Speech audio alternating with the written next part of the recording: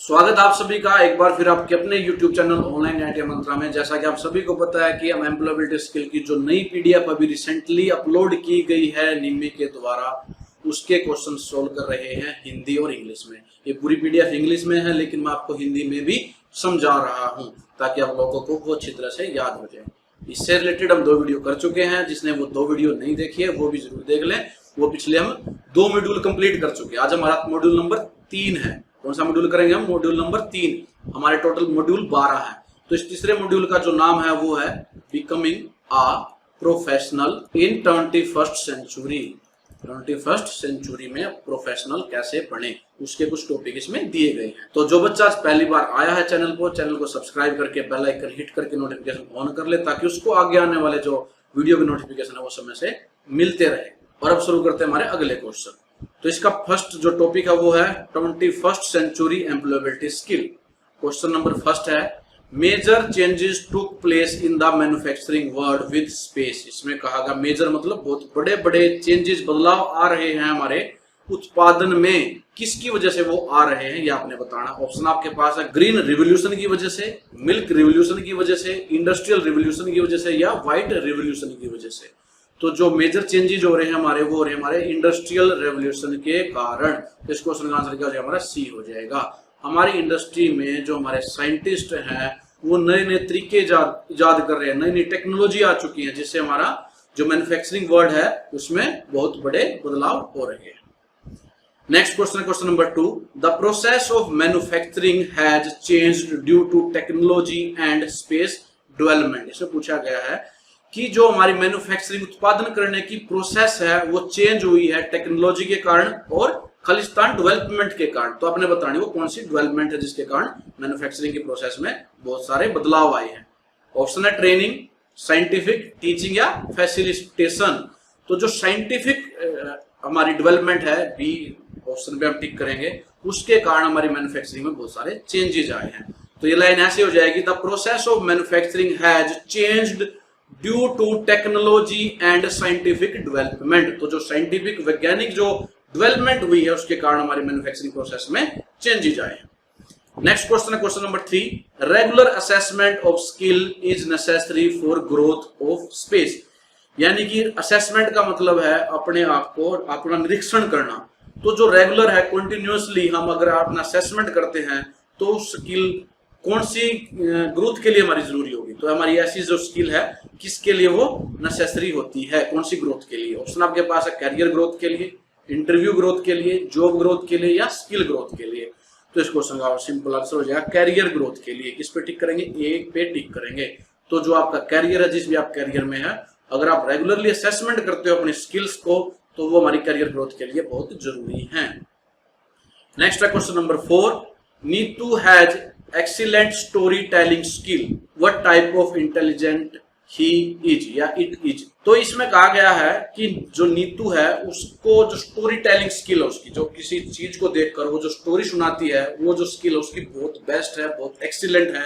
तो इस तरह की स्किल को या वो इस तरह की बुद्धिमत्ता को आप क्या कहेंगे? ऑप्शन आपके पास है picture smart, logic smart, body smart या वर्ड स्मार्ट। तो इस तरह की चीज को, इस तरह की इंटेलिजेंस को, बुद्धिमत्ता को हम बोलेंगे लॉजिक स्मार्ट। तो इस क्वेश्चन का आंसर क्या हो जाएगा? बी हो जाएगा।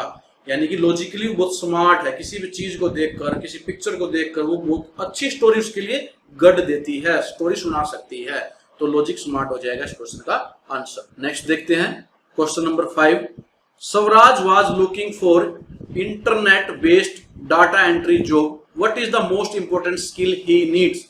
जो स्वराज है वो इंटरनेट के बेस पे कोई डाटा एंट्री जॉब देख रहा है, तो उसके लिए कौन सी स्किल सबसे ज्यादा महत्वपूर्ण है वो बताना है। ऑप्शन आपके पास है basic computer skill, entrepreneurial skill, beautician skill या वुड कटिंग स्किल। देखिए वुड कटिंग, लकड़ी काटने से इसका कोई संबंध नहीं है, ब्यूटिशियन स्किल से भी कोई संबंध नहीं है। एंटरप्रेन्योरियल स्किल जो अगर आपको व्यापार शुरू करना तब चाहिए होती है। तो यहाँ पर उसने डाटा एंट्री की जॉब करनी है, तो उसके लिए बेसिक कंप्यूटर स्किल उसको आनी चाहिए। तो इस क्वेश्चन का आंसर क्या हो जाएगा? हमारा ई हो जाएगा। तो सबसे ज्यादा जरूरी क्या है उसके लिए? बेसिक कंप्यूटर स्किल जरूरी है। नेक्स्ट टॉपिक है इसी मॉड्यूल का नो योरसेल्फ। अपने आप को जानो, अपने आप को पहचानो।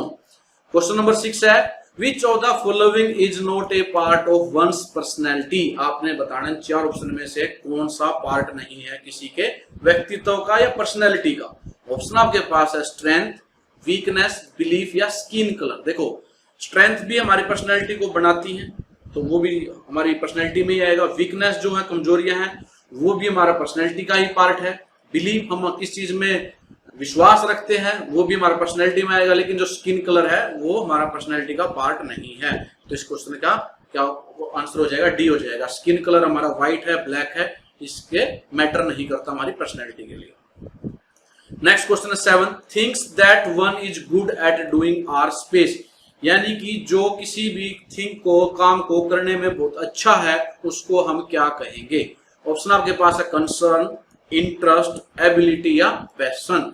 तो किसी चीज को अच्छे से करने का किसी के पास अगर कौशल है तो उसको हम क्या कहेंगे? एबिलिटीज कहेंगे। क्या कहेंगे? सी पे टिक करेंगे, एबिलिटीज, यानी कि उसमें क्षमता है किसी काम को अच्छे ढंग से करने की। तो इस क्वेश्चन का आंसर सी हो जाएगा। नेक्स्ट क्वेश्चन है क्वेश्चन नंबर 8, इनएबिलिटी। इनएबिलिटी का मतलब ना करने का।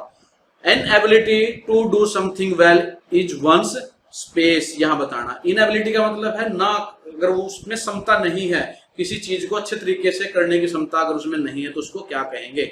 ऑप्शन आपके पास है वीकनेस, एस्पिरेशन, स्ट्रेंथ या वैल्यू।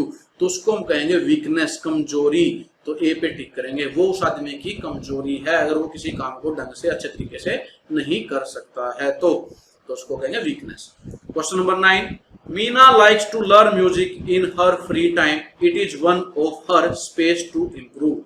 मीना खाली टाइम में क्या करती है? म्यूजिक सुनना, गाने वगैरह सुनना उसको पसंद है, वो सुनती है। तो इससे क्या होगा? It is one of her Khalistan to improve. कौन सी चीज वो इम्प्रूव कर रही है इससे? लॉजिक्स, इंटरेस्ट, वैल्यू या वीकनेस। तो ये क्या, गाने सुनना, म्यूजिक सुनना, क्या ये पर्सनल इंटरेस्ट की बात है? तो it is the one of her interest to improve. उसका ये क्या है? वो इंटरेस्ट है, चाहत है, यानी कि उसको अच्छे लगते हैं वो गाना सुनना। तो इस क्वेश्चन का आंसर क्या हो जाएगा? हमारा बी हो जाएगा। नेक्स्ट क्वेश्चन है क्वेश्चन नंबर 10, बीजो is not good at MS Excel, with his hard work he learned to overcome weakness and turn them into a। ये कह रहा है कि बीजो MS Excel में अच्छा नहीं है। MS Excel आपको पता होगा, जब आप कंप्यूटर पे काम करते हो MS Excel भी आपको आना चाहिए, ये एक स्किल है कंप्यूटर की। तो वो अच्छा नहीं है बीजू, लेकिन उसने बहुत मेहनत की, हार्ड वर्क किया और लर्न टू ओवरकम, अपनी जो ये कमजोरी थी उसको ओवरकम कर लिया, यानी उसने सीख लिया MS Excel। तो उसने जो अपनी वीकनेस हो किसके अंदर टर्न कर लिया, किसमें उसको मोड़ दिया? ऑप्शन आपके पास है बिलीफ, वैल्यू, लीडर या स्ट्रेंथ। तो उसने अपनी वीकनेस को अपनी शक्ति बना लिया, स्ट्रेंथ में उसको कन्वर्ट कर दिया। तो बहुत ही आसान क्वेश्चन था। उसको पहले MS Excel नहीं आते थे, उसने मेहनत की, उसको सीखा, तो जो उसकी वीकनेस थी उसने किसमें कन्वर्ट कर दिया? उसको स्ट्रेंथ में कन्वर्ट कर दिया। तो इस क्वेश्चन का आंसर क्या हो जाएगा? हमारा डी हो जाएगा। नेक्स्ट है इसी मॉड्यूल का टॉपिक बिहेवियर एंड एटीट्यूड। आपका जो बिहेवियर कैसा होगा या एटीट्यूड किसी चीज के प्रति कैसा है, उसके क्वेश्चन ही 5 ये भी करते हैं। क्वेश्चन नंबर 11 है the way we interact, manage, deal with our external environment is known as Khalistan skill. यानी कि कैसे आप बाहरी एनवायरनमेंट, बाहर के लोगों के साथ कैसे इंटरेक्ट करते हो, कैसे बातें करते हो, कैसे उनको मैनेज करते हो, कैसे डील करते हो, तो वो कौन सी स्किल के अंदर आएगा? ऑप्शन आपके पास है behavioural skill, technical skill, musical skill या टीचिंग स्किल। तो ये किसको दर्शाती है भी? कैसे आप किसी के साथ इंटरेक्ट कर रहे हो, कैसे बातचीत कर रहे हो, कैसे उसको मैनेज कर रहे हो, कैसे उसके साथ डील कर रहे हो। तो क्या आएगा? बिहेवियर है ये आपका, क्या है? Behavioural skills. इस क्वेश्चन का आंसर क्या हो जाएगा? हमारा ए हो जाएगा। नेक्स्ट क्वेश्चन है 12, space is one of the behavioural skill that is required to organise work efficiently and complete it on the time.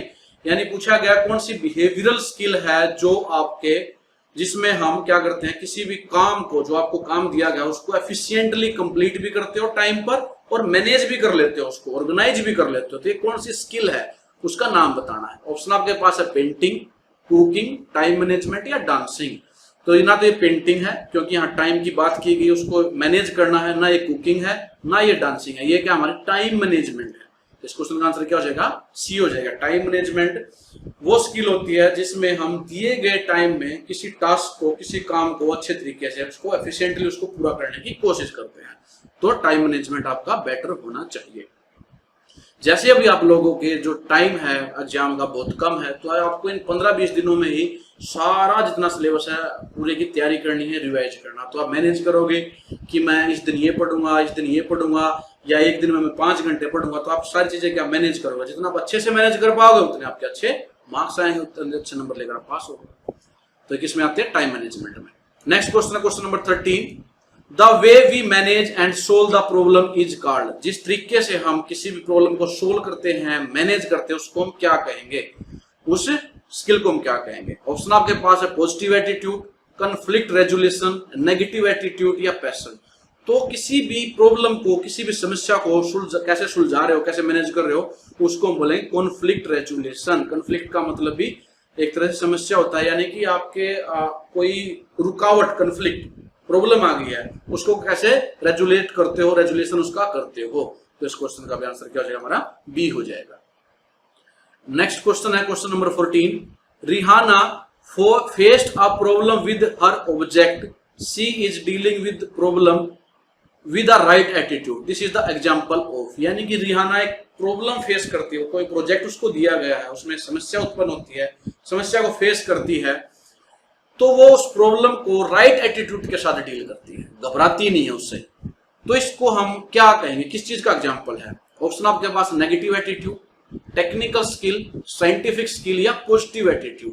तो ये क्या दर्शाता है, उसके पॉजिटिव एटीट्यूड को दर्शाता है, यानी उस प्रॉब्लम को लेकर वो घबरा नहीं रही है, वो सोच लेगी कैसे इससे ओवरकम किया जा सकता है, तो मैनेज कर लेगी। तो ये क्या दिखाता है, उसके पॉजिटिव एटीट्यूड को दिखाता है। तो डी पे हम टिक करेंगे।